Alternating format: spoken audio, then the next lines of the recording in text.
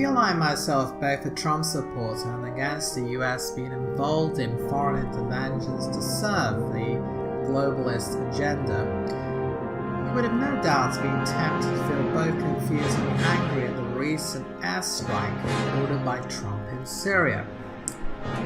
If you recall from tweets by Donald Trump on June 16, 2013, he stated, I quote, "We should stay the hell out of Syria. The rebels are just as bad as the current regime. What will we get for our lives and billions of dollars? Zero." On the 29th of August 2013, he also stated, I quote, "Let the Arab League take care of Syria. Why are these rich Arab countries not paying us the tremendous cost of such an attack?" In the light of these past tweets and what we heard on the election trail of Trump wanting to focus on making America great and not being the policeman of the world, you might ask, why then did he order the airstrike?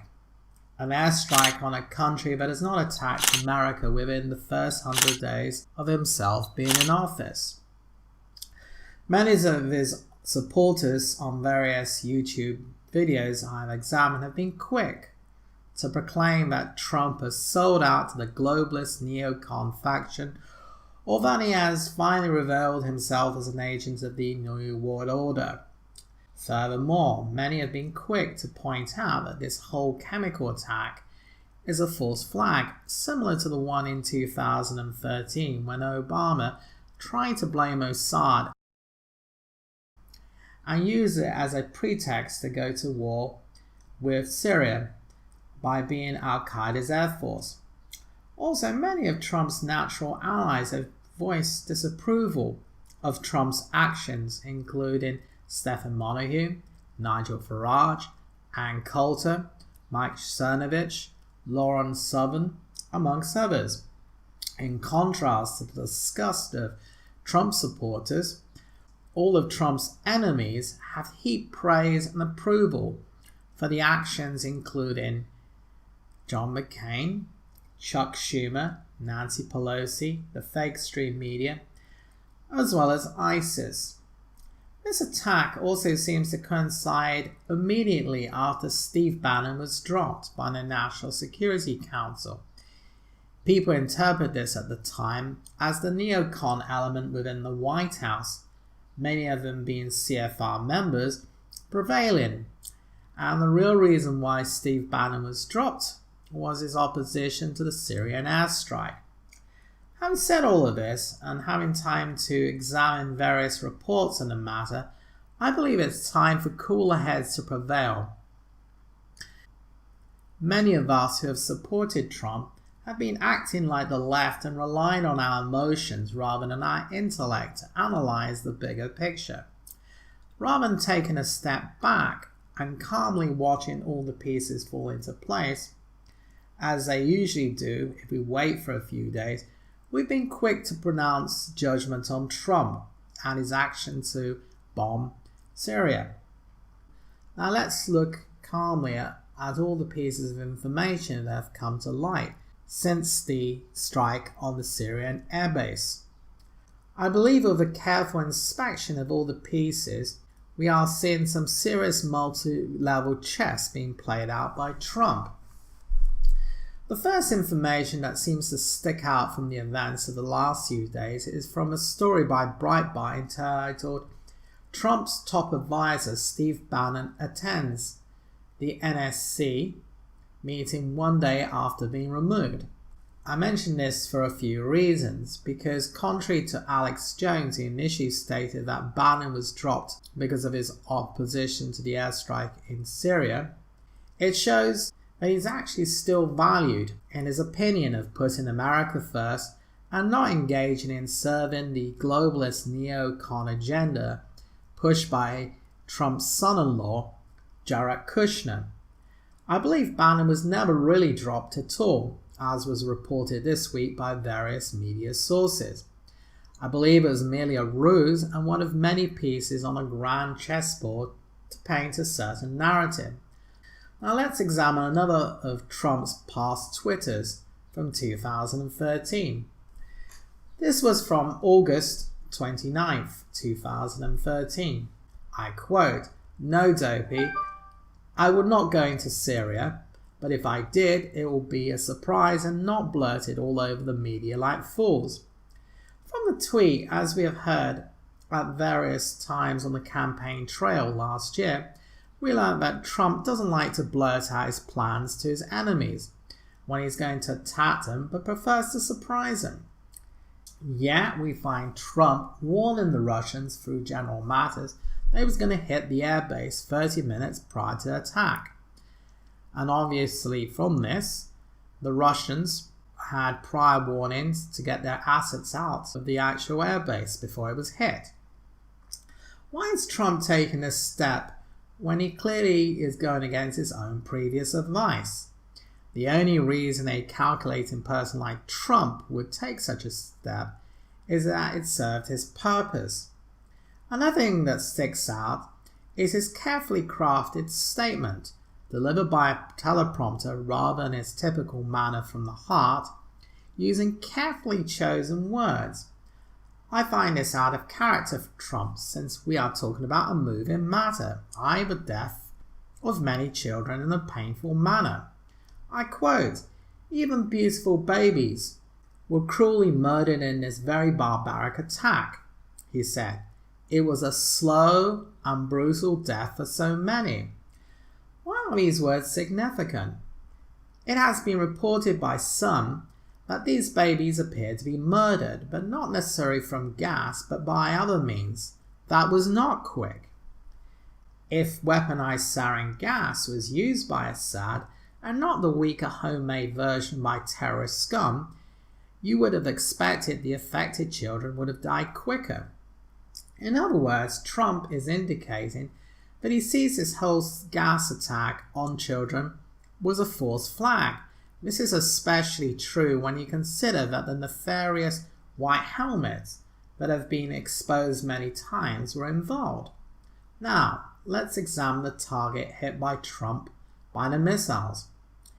It was stated by Pentagon spokesman Captain Jeff Davis, I quote, "Russian forces were notified in advance of the strike using the established deconfliction line.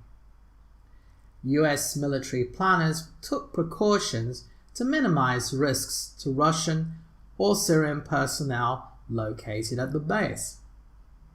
Why would Trump order the military to ensure the damage was minimal? After all, this measure was to retaliate the horrific murder of children. In addition, the New York Times reported that the strike was the most limited military option presented to Trump. The airstrikes were limited to an airfield, yet the runway was unharmed, meaning the airbase is still operational. 6 old Soviet MiG-23s were destroyed along with a storage depot, a training building, a canteen, and a radar station. 6 people were killed and several others wounded. In response, the Syrian government called the strike blatant aggression, but stopped short of calling it an active war. Finally, let's examine when this actual bombing occurred. We were informed that this event occurred around the time when he met the Chinese premier at his Mar-a-Lago estate. According to Dr. Steve Pachenik, the only person who was not informed of the attack was the actual Chinese premier, so it was a complete surprise to himself. So, when we pull these pieces together, what conclusion should we draw? Was Trump's decision to bomb the airbase due to capitulating with the globalists within the White House, or a tactical ploy by the author of The Art of the Deal? I'm inclined to lean to the latter conclusion. In essence, Trump met a false flag with a false response. Why should he go against his own advice to surprise his enemy? Why would he only attack them in such a limited fashion, taking out outdated assets such as the old Soviet MiG-23s, yet leaving the runway intact? Leaving a runway intact would make their mission a failure by military standards. Of the 57 missiles fired, only 23 reached their target and left superficial damage. Let that sink in for a moment. The US spends more than Russia and China combined on its military and can afford the very best precision-guided technology, and yet fails to hit anything significant with half its missile load. If this was a nation like North Korea, one could understand. In this case, it seems the US was deliberately not trying to hit anything significant militarily. Trump, Machiavellian, was merely putting on an expensive fireworks show for the world, but for what reason, you may ask? The real intention of this show of strength was not aimed at the Russians, but rather at the Chinese, who happened to be visiting him at the same time as his attack occurred. The Chinese premier would have heard the message loud and clear that America was not going to put up with the foolishness of North Korea and its despotic leader. This is coupled with the recent reports of moving nukes into South Korea to counter North Korea's aggressive nuclear plans. Hopefully the Chinese premier will now convey to North Korea to cool off, as there is a serious player in the White House. He has also made it more possible to collaborate with Russia now to finally squash ISIS in Syria. If Trump had not taken this bombing action, it would have made collaboration more difficult between them. The bombing has served to neuter all the voices that Trump is a Russian asset. The Russians and Syrians will make their noises in public as to American aggression, but privately, they know it's all theatre and it's just for public consumption. It also shows that Trump was willing to take action when it seemed to many people that certain red lines were crossed, unlike Obama. Some might say, why didn't Trump just wait and allow an investigation into the gas attack on the children? The reason for this is obvious, because at present the deep state will be in charge of the investigation, and the conclusion that they will come together with will be a concoction to suit their own agenda. This is the same deep state, in the face of so much evidence as to the illegal wiretapping on Trump, still brazenly prepared to lie before the Senate and be economical of the truth. If I have any criticism for Trump at the moment, it's that he should have run this through Congress first, as he doesn't have the power under the Constitution to authorize such an action to attack another country without their approval. The only exception to this is when America is attacked, such as it was in the case of Pearl Harbor in 1941. Finally, one might ask, where does Rex Tillerson comment fit in this great tactical plan of Trump for wanton regime change in Syria and for Assad to step down? As we have already indicated earlier, there is at present a power struggle between the Kushner neocon globalists and the Bannerist nationalists. One possible explanation is Rex Tillerson is allied with the Kushner faction, and he is speaking on their behalf. Alternatively, he is merely playing along with the narrative aimed at the American public of appearing tough towards Assad and Russia. Either way, at this point, if I had the opportunity to give Trump any advice, it will be to move forward with Steve Bannon and his faction and ignore any calls for no-fly zones over Syria and engage in regime change. If there is any regime change in the future, it should be done in a peaceful fashion in cooperation with the Russians to have Assad replaced with another Alawite secularist government that will ensure that the minorities, including the Christians in the country, which number about 200,000, that their rights are actually protected.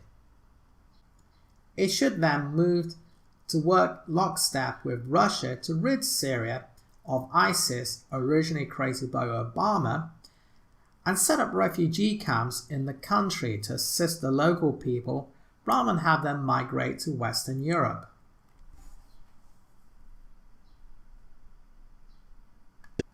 If you like this content and would like to hear more like it in the future, please press the subscribe button on our YouTube channel. Also, don't forget to press the bell as well, or you won't be alerted when new content is uploaded. Furthermore, we at the Monolabi Network are not funded by either wealthy foundations or George Soros for his open society. We are self-financed and also subsist through donations.